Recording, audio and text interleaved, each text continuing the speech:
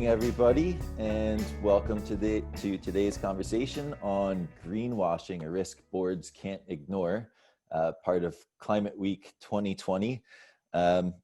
This is the first of many Climate Weeks that I haven't been able to participate in directly, or in person, as I'm sure many of you are in a similar position. Climate Week is generally an opportunity to network, to share insights, to learn from each other, to try to drive best practice and see how you can take that home and do something to really impact change in this time where we need it most. So while we're not going to be able to tackle all of those today, I hope that that we can still get to that learning piece. We have some great conversation lined up.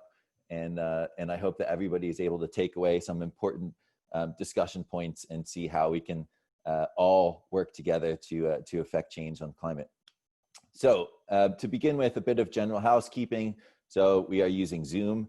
There is a Q&A box. So if you want to ask a question to any panelist or to all of us, please feel free to just type in your question in that Q&A box. And I'll go through and read them out. You can also tweet them to @DatamaranAI, and those will come through. If you have any technical questions, then you can either chat to us through Zoom or email marketing@datamaran.com. And just to note that this event is being recorded. You won't be able to speak, but you will be able to ask questions and engage with us in that way. So, really excited to be joined by an excellent group of panelists today. We have Jim Goudreau, who's the head of climate at Novartis, Thomas Singer, who's the principal researcher at the Conference Board, Alex Tamlin, who's a partner and head of capital markets EMEA at DLA Piper, and myself, Ian van der Vlucht. I'm the director of product at Datamaran. So in terms of the run of show, I'm going to be doing a bit of an introduction, a bit of scene setting to sort of segue into this conversation that we're going to have with the panelists. And we're going to interrogate a couple of key themes today. Firstly, looking at the drivers of corporate climate action and transparency, specifically, looking at the investor and regulatory angles. And when it comes to regulation, trying to probe a bit whether we're on the mark with the regulatory landscape as stands. Is there too little regulation? Is there too much regulation? And the impacts that has in terms of corporates taking action on climate. Secondly, and relatedly, the importance of leadership when it comes to managing climate risk, and how boards should really take that leadership, bear that mantle, and some tips and tricks that we can relay from our participants on how boards can begin to take this more seriously, and then interrogating the dangers and truths of greenwashing. So, how can companies authentically demonstrate corporate purpose, and how can we avoid the pitfalls of greenwashing? So firstly, a bit about Datamaran. We are the only software in the world that identifies and monitors external risks and opportunities.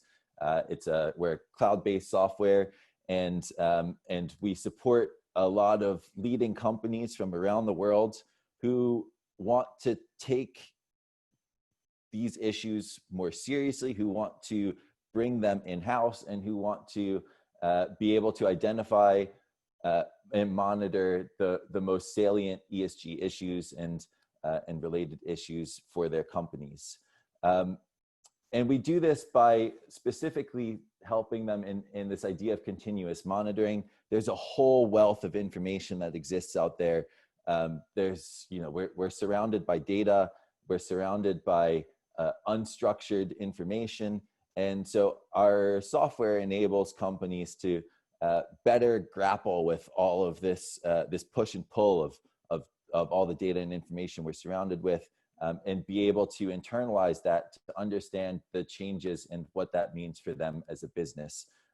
So in the context of climate change, then we see this first and foremost manifested in regulation. So what we see here is a chart that demonstrates the difference in regulation between the US and Europe, looking both at mandatory and voluntary regulatory initiatives. And these are ones that have been either introduced or updated over the past 10 years. So this is not sort of all climate regulation that impacts Europe and the United States. But what we can see as a starting point is that these are very different regulatory environments. It's not surprising to many. Europe is far ahead in the game, while the US seemingly lags behind. And we'll be trying to unpack this a bit during our later discussion and see, what does that mean for companies, and how are companies being able to grapple with these regulatory differences and make the most sense of that. Part of this regulatory push is from June 2020, we actually have the first mandatory piece of climate regulation, what that means enshrined in law, and companies are required to disclose on their impacts related to 6 environmental objectives, climate change mitigation being the first one that they'll be set out to address beginning from January 1st, 2022. Equally, asset managers will be required to also disclose how their financial products are supporting these objectives and ensuring that they're not undermining any of the other objectives, or also any of the sort of social nets that we've created to support our move towards sustainable development. So from this regulatory landscape, we see that companies have begun to internalize the importance of addressing climate change in their financial filings. So what we see here is a data visualization recently we shared with the FT, and they did an article on showcasing that 2/3 of the S&P 500 in 2020 have discussed climate change in some way, shape, or form within their 10K filings. What that means, however, is also within the context of the Task Force on Climate-Related Financial Disclosure, the TCFD, which proposes that companies need to integrate climate risk discussion and what that means for them as a company, what that means for their governance, what that means in terms of impact into their financial filings. 1/3 of the largest companies in the United States have not yet taken this, don't mention climate change at all in their 10K filings. And of those that are addressing the topic, what we see here is this is an overview of all of the 2019 reports that we have in our database, looking at specifically where those mentions of climate change can be bucketed. And this is in relation to not only the terms, but also the sort of syntax relationships. And we've done our best to put those in TCFD terms. So you can see most of the conversation that companies are including in their reporting associated with the climate change risks and management is specifically addressing just the term sort of climate change or global warming.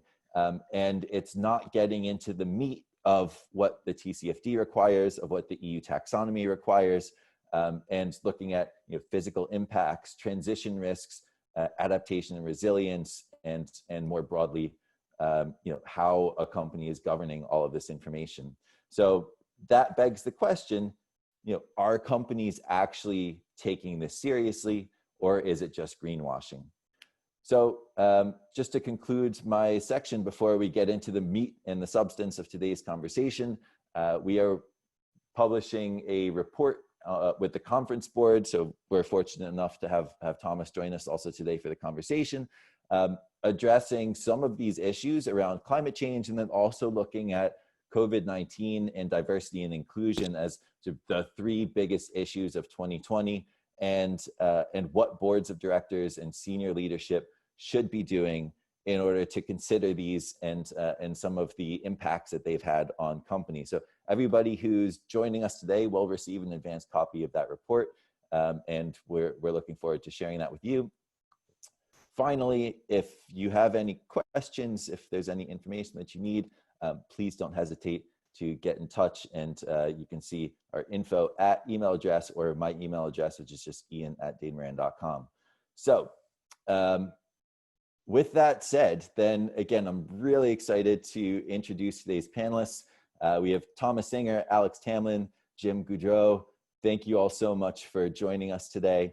And I wanted to start a bit on the regulatory side of things. So Alex, why don't we start with you? You work with capital market participants, you work with boards of directors, you work with companies. We've seen this huge push from the investment community. We've seen this regulatory push is also showcased in some of the charts I just presented.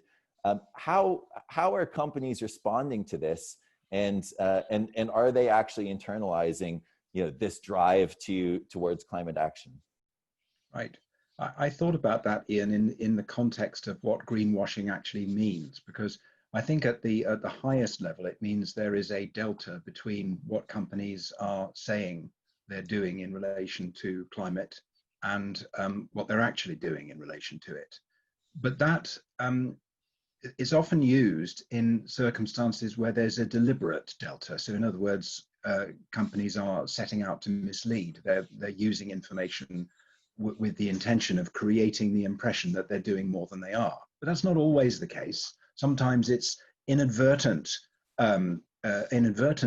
misleading because companies are setting out to try and be as candid as they possibly can, but they don't have an effective regulatory map against which they can triangulate. So there's no such thing as a global standard for climate change disclosure yet.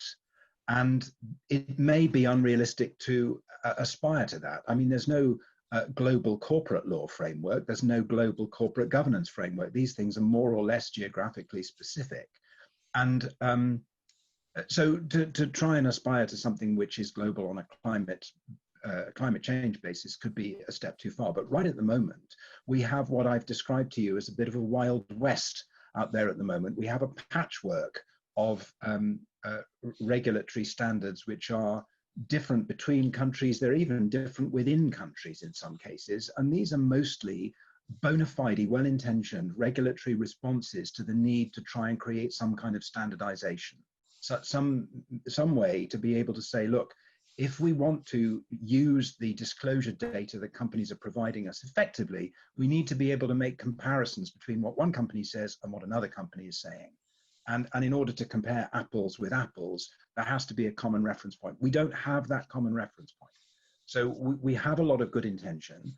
And we even have some examples of where the regulatory environment into which companies are disclosing was actually designed for a different purpose. It wasn't designed for climate change at all. It was designed to protect people in relation to a securities environment, for example.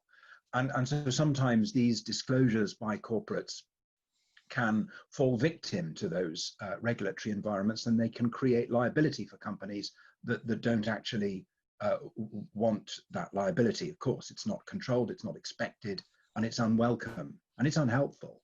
But it does mean that the reaction to that can be that companies will say, right, if we're going to be at risk of litigation, if we tell people what we're doing in relation to climate, then we just won't say anything. And that can be a contributing factor towards those companies which, on your last slide, are not seeming to buy, and they're not early adopters. They don't seem to be buying into disclosure at all. And then you've got other examples of companies which are they're saying, well, we have to disclose something. We're under huge pressure from our stakeholders to say something, but we'll be sparing in what we do. And then they run the risk of being criticized because the disclosure isn't sufficiently transparent. It isn't sufficiently helpful.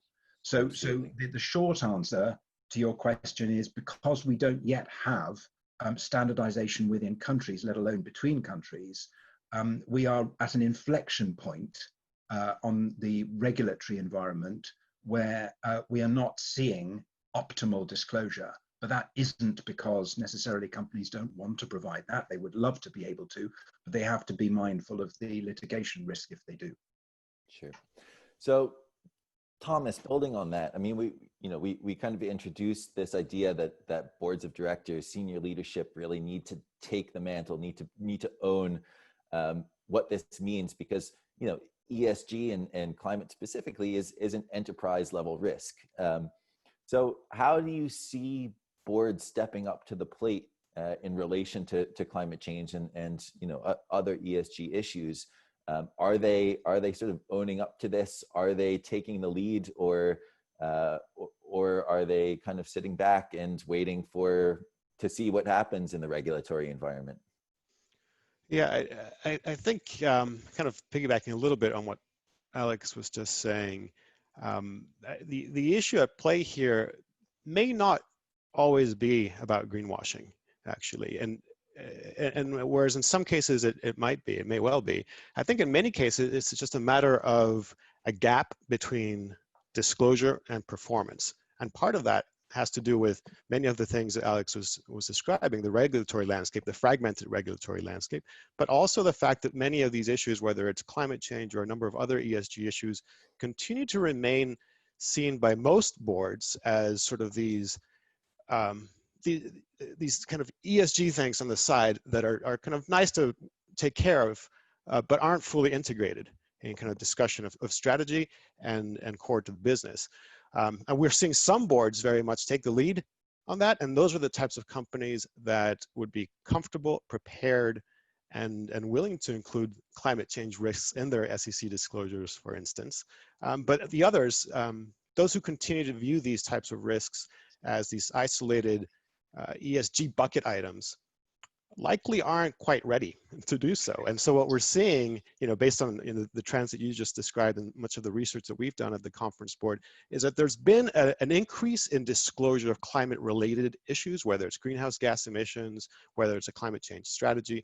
But when it comes to disclosure of specific risks of climate change, that's where we see quite a bit of information missing, right? And that's when you start to think, well, what's going on here? Are we just being reactive to requests for disclosure of data? Or are we fully integrating these risks into our operations and our strategy? And those companies that have been able to embed climate risks and a number of other ESG issues into their business are the ones that we're likely seeing disclosing on those specific risks under SEC Absolutely filings. I think one of the challenges with that, as companies take a look at what to disclose, how to disclose, and when to disclose, comes also to how granular is the data? How well can they assess the risks? So for instance, Novartis has been disclosing climate risk as an issue in our 20F. So we as a Swiss company in the US, we do a 20F for our SEC disclosure. And we have increased the granularity in that description over the years and continue to do so as we find out more about what potential risks are. But the example I would give is we did some work with the MIT Joint Program on the Science and Policy of Global Change to do two things: to do an initial triage to take a look at our risk globally at 67 manufacturing sites and 3 major research facilities. And we also did a more focused look at our Cambridge campus in Massachusetts, which is our global headquarters for Novartis Institutes of Biomedical Research. Flooding was certainly one of the different risk factors that we concentrated there, because we know there's some exposure from sea level rise as well as severe weather events. And we worked with MIT on both of those. The framework that we came up with and a tailored set of indices, they've been able to move into discussions and work with some major global organizations that are overseeing significant work related to climate risk analysis, as well as some major US organizations within the federal government have actually started to talk with MIT and say, hey, how do we take this? How do we expand it? How do we move from there? But we were fortunate that Cambridge, Massachusetts, collectively over the past 15, 20 years has put millions of dollars into modeling and into research and into gathering data. And when you start to talk about my level of confidence in data and scenario analysis and how granular I can get, there's a lot of data to work with in Cambridge, Massachusetts. There's not as much to work with in Hyderabad, India. There's not as much even to work with in Basel, Switzerland, where our corporate headquarters are. So figuring out how you're going to get to the point where you've got mature and credible data sets, you've got good modeling and scenario analysis capacity, and then translating that into what that physical risk and operational risk really mean financially, that's that gap, I think, that even all the serious companies are facing, because in certain parts of the world, it's a very macro view of what that climate risk is for your operations.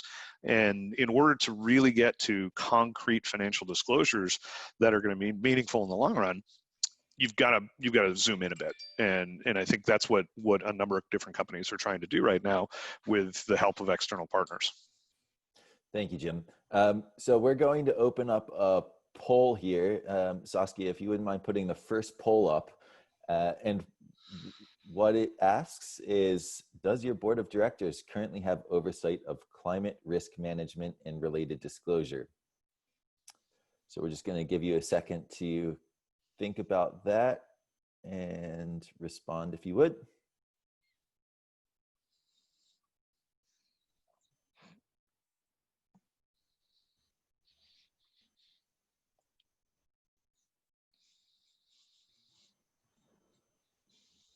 All right, Saskia, do you want to see how this looks? All right, so we have 35% that say that board of directors does currently have oversight of climate risk management. We have 29% that says no, and 37% that says I'm not sure. So interesting to reflect on that. And Jim, maybe we can circle back to you on this to begin with. And sort of thinking about this regulatory environment. You're a Swiss company, you're listed in the States, you file your 20F. How do you sort of, as a company, manage these discrepancies and as Thomas put it, the fragmented regulatory landscape? What is there, like a lowest common denominator that you look for, or do you look for examples coming from elsewhere? How do you sort of think about this and make that balance? Well, I think the general approach that the company takes to the entire regulatory framework and landscape is to take a look at what is that most exacting standard. And it's not so much the lowest common denominator, it's the highest common denominator. It's what do you have to do in order to develop a program that can deliver in the most challenging framework that you have, because then you can deliver it everywhere else without any change in process. The more you can do to have a single process to come up with your assessed risks and exposures, the more you can just flow through normal process. Our enterprise risk management program, for instance, we collect individual risks from the sites, aggregate them at the country level, bring them up into the group level, and then have those discussions globally. And over the last couple of years, more folks have become aware, and there's been more discussion and elevation in where climate is, where environmental sustainability risks are, and they're moving into strategic risks and operational risks, as opposed to just awareness issues and emerging issues. That's an ongoing process, because we also balance climate risks against things like access to medicine, like trust and reputation. As a pharmaceutical firm, are we doing the right thing as we discover, develop, and deliver life-saving medicines? Are we ensuring access with our new products? Are we behaving in an appropriate way? Which is one of the reasons last week we announced the issuance of a $1.85 billion bond connected to access to medicine. So when you start to take a look at that highest standard and operate to that, then you're fine. And I think that's a good approach when you're a large multinational firm. I think that's the only sensible approach, really. Fantastic. Thomas, I guess also translating this into more of the US perspective, the SEC recently decided not to weigh in on ESG more broadly.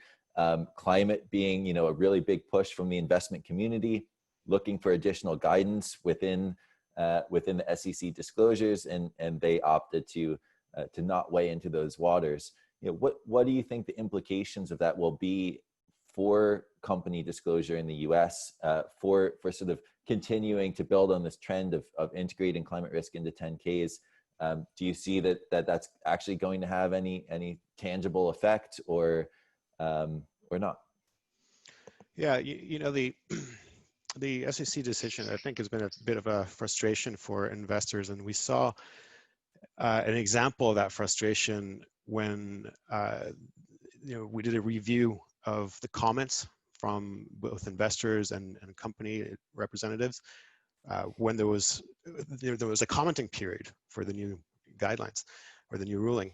And what we saw is a tremendous disconnect between the level of satisfaction with the current reporting framework between investors and companies, right? So no surprise there. I think we're pretty aware of that level of disconnect. So, most investors find the current reporting landscape and the current guidelines fairly inadequate, specifically related to climate-related risks. They find that the information that's currently being required, if any, is actually not sufficient, and it makes comparing across companies fairly challenging, as you pointed out earlier. That same request for comments found that, from the company responses, they found the current guidance or the 2010 guidance to be adequate, right? Almost 90% of those who responded, who provided comments from the business audience, found it completely adequate, and almost all investors found it completely inadequate. So there's a disconnect there, right? I think the path forward, where there is some level of agreement, is on the need to streamline risk disclosure. I think there's agreement from both sides that it's too fragmented, as I mentioned earlier, and there's a need to streamline risk disclosure to make, one, life simpler for those reporting, and also comparability easier for those using the reported information. Now, having said that, in the US, we've seen, despite the lack of sort of regulation in this front, of reporting requirements and mandates, we've actually seen quite a bit of disclosure from US companies, especially large US companies. So over the last several years, climate-related disclosure has certainly gone up, and that's a positive thing to acknowledge. I think much of that has to do with kind of two things. One, stakeholder pressure outside of kind of the SEC requirements, which we're seeing growing from outside, from large investment funds, for instance. But we're also seeing regulatory pressure, including regulatory pressure coming from Europe, that affects US companies, right? So large US companies doing business in Europe actually have to comply to much of these disclosure requirements. So those two factors, the regulatory pressure coming from outside of the US that affects those companies, in addition to increased stakeholder pressure to report on some of these issues, has actually led to quite a bit of disclosure from US companies. And as I mentioned earlier, the issue is that, it's not just about levels of disclosure, but what are we actually saying in that disclosure? The depth of disclosure and the performance that follows that disclosure. So where we're seeing more reporting on emissions, for instance, are emissions actually going down? And that's the big question, sort of the gap between disclosure and performance. And I think that will remain to be a challenging issue. I don't have tremendous concern about whether disclosure rates will go up. I think because of those two external pressures that I mentioned, we're likely to continue to see disclosure increase, but I think that the bigger issue is the quality of that disclosure and what can you do with that reported information. Yep. And I so think just quickly. So I'm gonna just throw in a question from Karen here, because I think it ties quite well into what Thomas was saying. And Alex, maybe you want to take this one. So Karen asks, so assuming the uneven regulatory environment will continue to exist for some time, won't efforts such as WEF's International Business Council on harmonizing ESG metrics and utilizing existing voluntary frameworks such as the TCFD, SASB, GRI, IRC, the acronym SOUP, play a larger role in harmonizing corporate disclosure? How do you see these types of developments in an attempt to sort of grow the voluntary space, helping to mend some of these potential difficulties that Thomas was discussing? So there's no doubt in my mind that if you had a choice between heterogeneous regulation, which is what we've got, and no regulation, the former is definitely the right place to be. We'll evolve into something which is optimal. We won't start with that, but we'll get there. I think the important thing to bear in mind is that the catalyst for all of this is the good old-fashioned financial drivers. It's about money. so it's about access to capital. So businesses will only be able to obtain capital ultimately if they perform in a way that the sources of capital find defensible, optimal, or even at the least that they can see that those companies are trying hard and explaining what they're doing and calibrating their progress in a way which is defensible and robust and resilient. And of course, the other side of the financial equation is money out. So we've got the providers of capital that are saying we're only willing to invest into companies if they behave in a way regarding climate change which is empathetic. But we've also got litigators taking money out of companies that don't do it effectively. So those two financial drivers are the things that will ultimately catalyze effective disclosure by companies. So I worried originally about the fact that we've got so much difference between the various disclosure regimes. I'm worried less about that and more about the fact that when you talked earlier about the extent of compliance, the extent of disclosure, ultimately disclosure is supposed to represent a description of what companies have done or are doing. So it's meant to be it's meant to be fact-based. Where it goes wrong is where the disclosures are not fact-based and they are based on aspirational things, a state of play which the company hasn't yet reached, or a policy statement, but not hard facts based on where the company is and where it's going.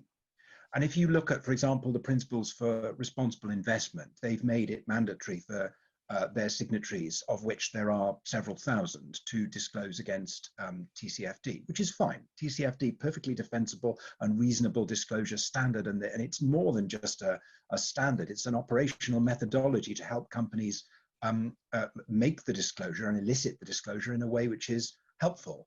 But if you look at the way in which if you look at the report that PRI has done based on its signatories' state of awareness, you'll find that something like 70% are only at the awareness stage, and something like 2 or 3% are at the strategic stage. So the strategic stage represents those companies that have actually developed a disclosure because they have integrated at a strategic level the climate change related facets that need to be integrated into their business. So there's a move in the right direction for sure. But if you were to draw it, it looks like an upside down pyramid, where at the top we've got awareness and at the bottom we've actually got strategic integration.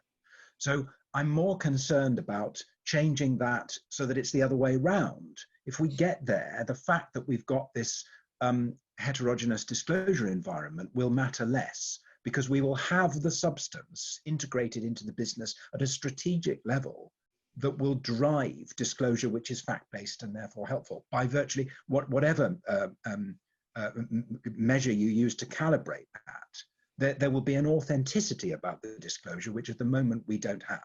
So I'm sorry, that's a slightly oblique answer to the question, but I think that we don't need to worry so much about the fact that there are various different initiatives encouraging companies to approach this in a different way. The real problem is making sure that companies go beyond yes, that sounds like a good idea, but actually it doesn't apply to me because my business is different in some way. It applies to everyone else. That's delusional. Absolutely. Jim, so Novartis has made some pretty big commitments. And we have a question here from one of our participants. How were you able to get board buy-in?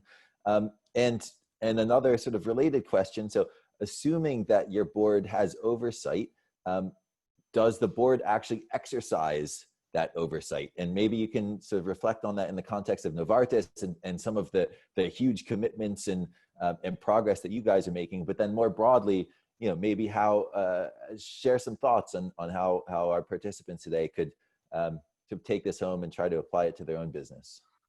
Well, I think it starts with a couple of different conversations, and to tie back to what Thomas said and Alex said, that mixture of stakeholder pressure, either from a regulatory framework or from other stakeholders like Larry Fink, like Vanguard. If you take a look at institutional investment portfolios, Alex is spot on. Companies need to have continued access to capital. They need to have interest. And for companies that are insured commercially, they need access to insurance. They need to keep their costs of insurance down. For companies that are interested in their credit rating, S&P and Moody's have both invested in analytical capacity to be able to issue ratings and have relevant comments related to climate resilience and climate risk.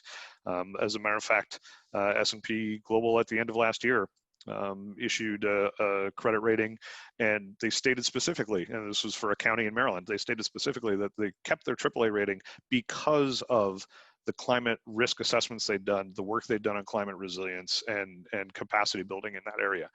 That's going to start to apply to commercial firms. So folks who have their eyes on a longer horizon understand that there's a lot of work that you have to do up front to get to the point that it's credible, that it's actionable, and that you can act in the best interests of the company. From our perspective, when I joined the company 4 years ago, it was before TCFD recommendations had come out. People knew that this was an issue, and people were struggling with how do you talk about climate risk and what do you move forward. I think TCFD was incredibly helpful to give a framework and an approach and some common language, and also to start a more detailed discussion. The number of queries that we get from investors has risen dramatically. In working with investor relations and working with our corporate responsibility communications team, this is an ongoing pulse, and the interest has gotten to the point that we have done a series of webinars that are publicly facing to talk about our materiality assessment process, how we run the entire thing. One 90-minute webinar was devoted specifically to our climate risk assessments and the work that we had done with MIT to start that process. I think we need to continue to mature that process and expand that and make that a more streamlined and incorporated process. But we've started to make those steps, and we talk openly about that. I think those pressures are what lead you to the buy-in. I think the other thing too, for us, we're a global healthcare firm. The climate health crisis is going to be tremendously impactful to our patient population. The loss of biodiversity is going to have an impact on our core business. More and more companies like ours are using sources of inspiration and for creation of new medicines based on existing compounds and material in nature. And if 25 to 30% of that is going to disappear as a result of climate change, that's 30% of a possible solution to Alzheimer's that just went away. That's 30% of a possible cure for cancer that just went away, that our scientists just won't be able to work with. That impacts our core business. And if you take a look at what climate change is going to do to non-communicable diseases as well as vector-borne, that is going to impact our patient population. Their needs are going to change, how we treat them, and the volume that we have to be able to produce to be able to continue to help our patients.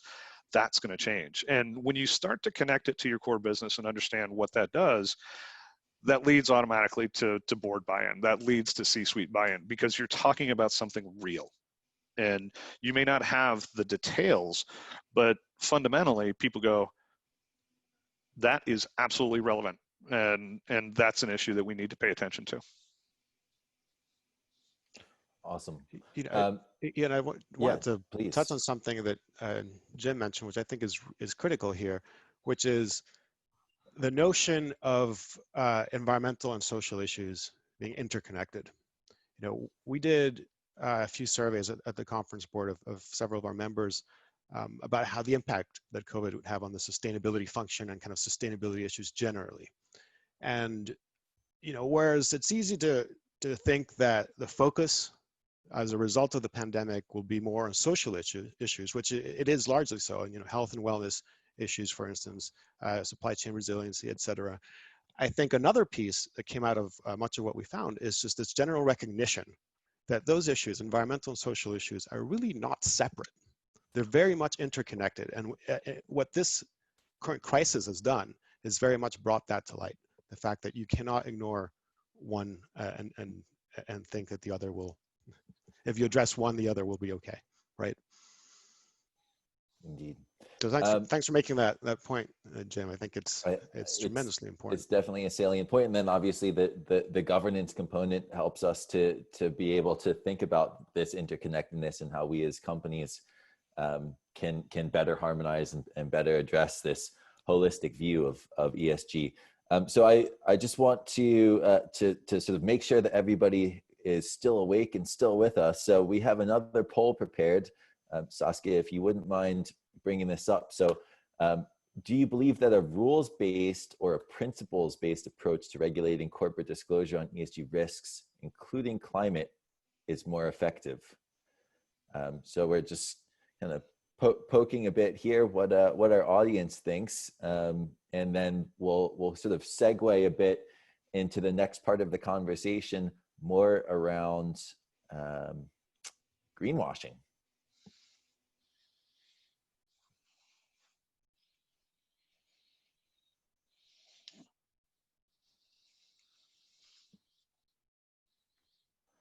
All right, Saskia, let's see what we're working with here. So we have a small minority that says rules-based, and an equally small minority that says principles-based, and the strong majority that says you need a combination of both. So interesting in light of the regulatory dynamics that we were discussing: too much regulation, too little regulation, voluntary versus mandatory. I think that really helps to tie it all together. And so with that, Alex, maybe we can sort of circle back to you.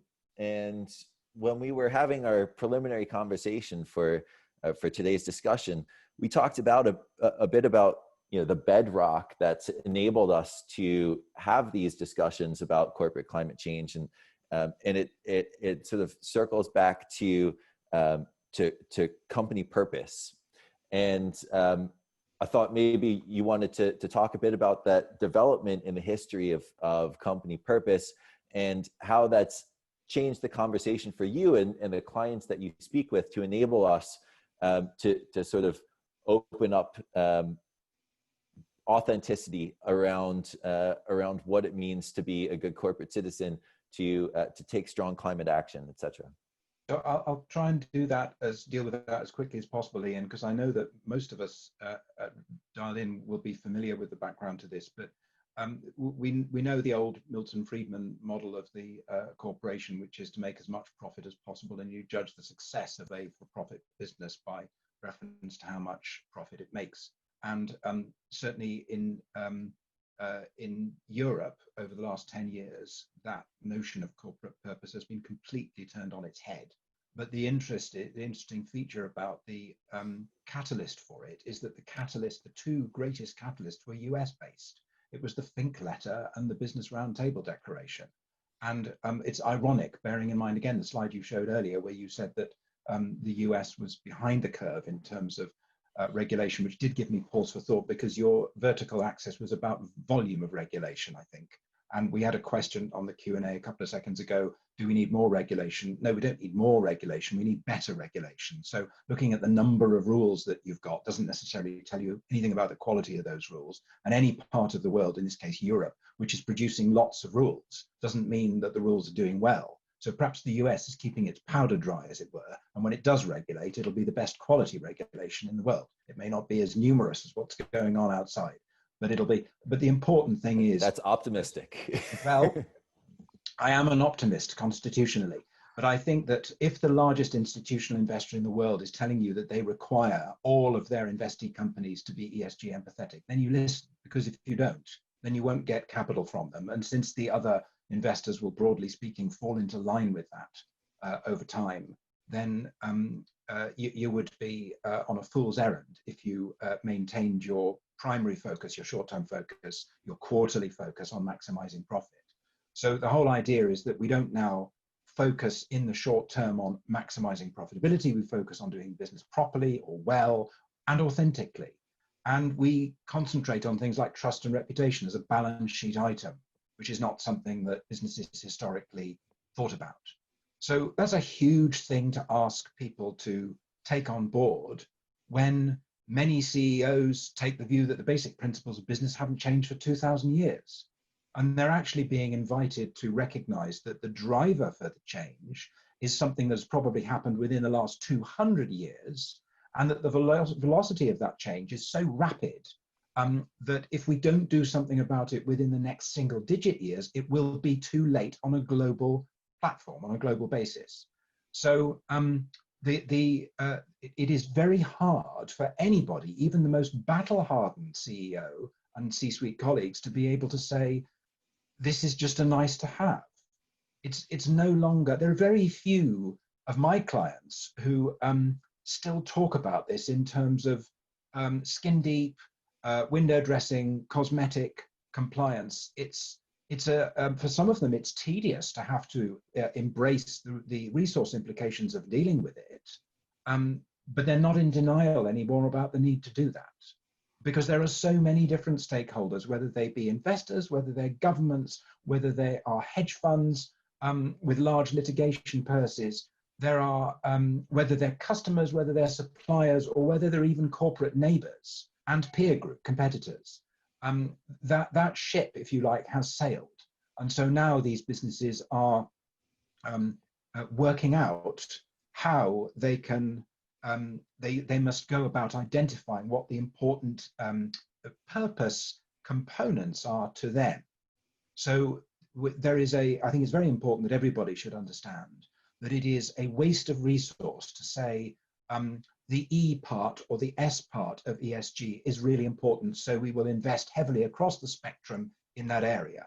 That would not be a sensible use of resources. The first question to ask is, what are the material aspects of that universe to our business? And the answer is not going to be the same for any two businesses. It won't be identical. It'll be as different as a fingerprint is. And once you've worked out what that materiality matrix looks like, then you invest in that matrix. And that is what the statistics show will result in enhanced profitability for businesses. But you asked me to talk a little bit about the purpose, the change in corporate purpose, which paves the way to this discussion that we're having today, and also deals with the S part of the ESG acronym. And that's what I would say. It's in the scheme of business, in the timeline of business, it's a very recent change, but it's the most seismic. Yeah. And I thank you for sharing that history. And I would also like to just reflect on, again, having been involved in these climate-related discussions for most of my career now, I will say that the legal profession has largely been absent. So I think that having a firm like DLA Piper and other legal professionals beginning to weigh in to a greater degree on this issue is also really representative of sort of where the conversation is going and how serious we're beginning to take that. So thank you for that input, Alex. Jim, so Novartis, Alex mentioned the importance of sort of understanding what's material. You guys have been leaders in the pharma space for around ESG for many years. How do you avoid greenwashing? How do you show to your various stakeholders, including the Larry Finks, that what you're doing matters and is moving the dial, and that you are serious about it? And equally, we have just sort of tying into this, we have a question from Tom about some of the mechanisms you might use. So he asks about an internal carbon price, and how you might leverage some of these instruments that are available to you to sort of show to the world that you are serious in your actions. It all comes down to transparency, and just like Alex said too, it has to come down to details and facts, and you have to show not just aspiration but what you've done. So for instance, for the carbon price, we adopted an internal price of carbon of $100 per ton in 2015, and it's a shadow price. So there's not a budget-based transfer at this point. But what it does is it would go on to the paperwork associated with large investments and help shape the discussion. Okay, we know where the markets are going from a carbon pricing perspective. We're in the EU ETS. We're impacted already. The number of the allowances that you get continue to shrink. We know that the prices are going up dramatically. And so having the ability to put that into the discussion and frame that and to say, okay, well, this is going to cost a little bit more, but it might make sense to do this because we're going to have this asset for a long period of time, or accept the risk in some markets and at least have that discussion right up front and say, okay, if we choose to do this, this is the risk we're exposing ourselves to. Are we okay with that risk? And over a number of years, that conversation changes, but that becomes more mature. Last year, our CFO put a policy in place that said that any CapEx investment of $20 million or more would require an environmental sustainability assessment to be performed on it to see whether it was contributing to our goals of carbon neutrality on operations by 2025. Is it contributing to our goals for for plastic neutrality and for waste reduction and for water neutrality? And there's got to be a signature that says, yes, out of these three things, there's significant benefit. And it doesn't have to be all three. You may have an investment where you decide, hey, the water benefit on this outweighs the increased carbon benefit, or the carbon benefit on this knocks it out of the park when, we may use some more water for this, but we're not in a water stressed region. We can afford to do that within this ecosystem and to balance it out, because it's never going to be one variable. Like Alex said, you've got to understand across a range of issues how you're going to invest and how you're going to do that. And not only is that going to be different within each company, that may be different site by site on how you make those decisions. But those processes have been adapted. Those conversations are happening. And one of the questions too was, how do you keep your finger on the pulse? And to go back to your comment, part of how we understand what stakeholders want leads to transparency and leads to discussions. And if you tell people, here's what I've done, here's what I think is a problem, here's what we need to work on, people understand that. Investor relations has done a lot of work over the years to really be open about what our ESG efforts have been, and that's access to medicine, and that's all the different range of governance issues and gender equality and board composition, and you can go down the entire list. Those issues come into the materiality assessment. We published, I want to say it was an 80-page document on here is how we run a materiality assessment, and here's how we think this is a good model, and we want to share it with companies so that if you haven't done one, you're seeing the exact details of how we bring it together, how we prioritize, and then the decisions that are made. Investor calls. We do calls where there's specifically a targeted ESG investor, publicly facing call, and the CEO gets on and talks to the ESG investors, and the head of investor relations gets on and talks to them. It's those kind of things that allow us to get that direct feedback. It's engaging with folks in one-on-one conversations. It's searching and using tools like yours to understand where the conversation is going, to mine data and to understand where those trends are. So all of that whole range of effort has to go into it, and that's how you stay credible and you stay authentic, and no company is ever going to get it 100% right, and that's okay.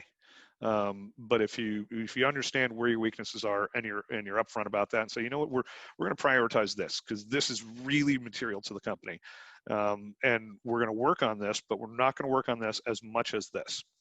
That's okay. I mean, every company has to make those decisions as long as you're upfront about it.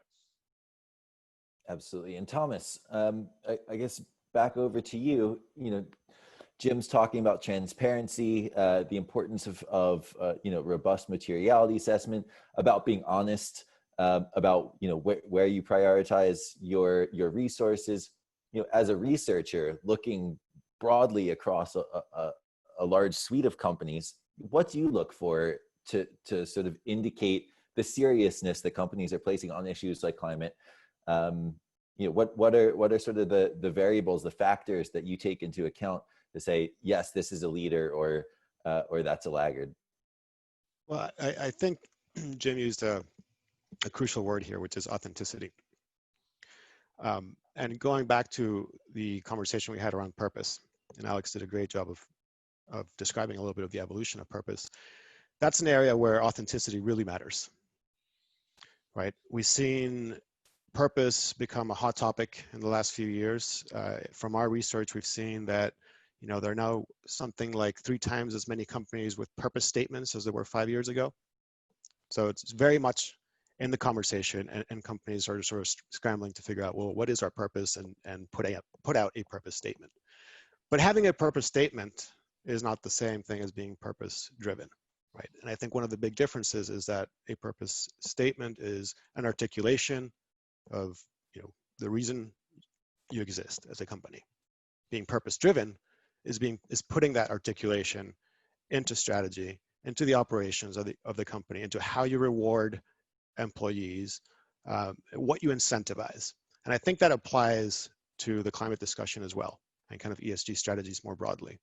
Being authentic in your purpose, authentic in your goals, in your reporting, in your disclosure.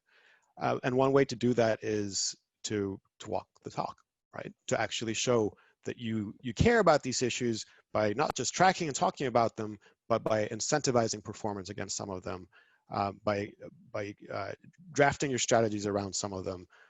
And some of that involves what Jim described, which is obviously a materiality analysis process, so that you don't have an overwhelming number of issues to deal with, because no one can really tackle all those issues at once. But when you do have a clearly stated purpose and you're authentic in that purpose, that enables you to actually be able to say, well, based on the reason we really exist as an organization, here are the big issues that we can control and the big issues that impact us and our stakeholders. And we're going to do everything we can to tackle those. I think to add on to what Thomas said too, it's about being purpose driven, but also being values based, and having those two components align. And that's important for a lot of different reasons. It's important for the success of the company. It's important because of external stakeholder pressure, but also it's important because the employees and the associates that we're fighting for, from a recruitment perspective and a retention perspective, pay attention to this. And more, they are focused on going to a purpose-driven, values-based company. They want to be proud to say, I work for Novartis, or I work for, fill in whatever company name you want to put. And Cambridge is a great example. We've got 3,000 associates in Cambridge, Mass. Harvard Medical School's right there, MIT's right there. They're some of the brightest young minds in the country, if not the world, are there in Cambridge. And we're fighting to recruit and retain scientists to work in our labs, to come up with life-saving medicines in our labs. Pfizer's doing the same, Takeda's doing the same, Sanofi's doing the same, Biogen's doing the same.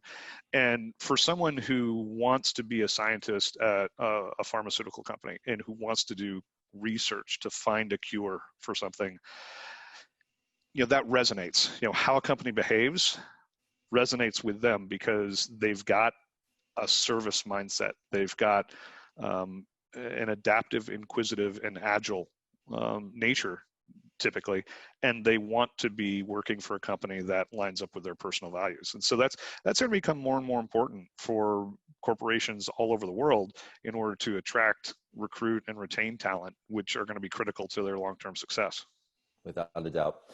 So we are very quickly approaching the top of the hour, and I do want to just save a little bit of time for some key takeaways. So maybe we can just, we had another poll, we'll skip through that, and we'll just pivot to, maybe starting with you, Jim. What is it that you'd like to share with the audience around the topics that we've discussed? Key takeaway about managing the regulatory environment, about showing authenticity and purpose, about identifying what's material, taking action, being transparent. Like what's the takeaway that you'd like to share? It sounds like a complicated topic, but it's really not. It comes down to 4 simple components. Understand and know what your footprint is. understand how you're impacting the world. From our perspective, do no harm is tied to healthcare. And so reduce your impact, reduce your emissions, know what you're doing, set a goal, measure and perform to that goal, and then be transparent about it, disclose it, whether it's through CDP, whether it's through other disclosure methods. Doesn't matter how you do it, but if you do that and you've got some independent third-party verification, you've got someone that's looking over your shoulder and saying, yeah, they're doing it well. That's important, and just those 4 things. Thank you, Jim. Alex, maybe on how can the audience today take this home and try to get their boards or senior leadership more involved in these issues? What would you suggest to them? Well, I think the senior leadership will be, the thing that matters most to them is hard data which demonstrates the connection between effective disclosure and positive financial performance. So that's what will get their attention. The takeaway that screams loudly at me from today's session is authenticity. You don't have to be the best in the world, but you have to be authentic. So authenticity will lead to an enhancement of the trust and reputation in which you are regarded. If your business is highly regarded and if its reputation coefficient is high, that will allow you not to be perfect as long as you try hard. And as long as you demonstrate that you're doing that, you can fall short of 100% considerably as long as your behavior is authentic. And the reputation coefficient that your business has is the buffer that allows you that gap between 100% achievement. So I think the most important thing for all of our audience today and the businesses that they represent is to strive for authenticity. That way they will get the most effective allocation of capital, including human capital. They'll be able to recruit and retain the best people, as Jim has just said, and that will maintain and enhance their license to operate. That's what we all want. Thank you, Alex. And Thomas, last but not least, key takeaways for you for our audience today. Very, very briefly, to just get your boards engaged in discussions about purpose. Risking purpose washing can be pretty fatal. Short and sweet. I would like to thank Thomas Singer from the Conference Board, Alex Tamlin from DLA Piper, James Goodrow from Novartis for the conversation today. Thank you all for joining, and I hope that you have a wonderful rest of the Climate Week and learn a lot and are able to help us all drive the needle on this really important issue. Thank you.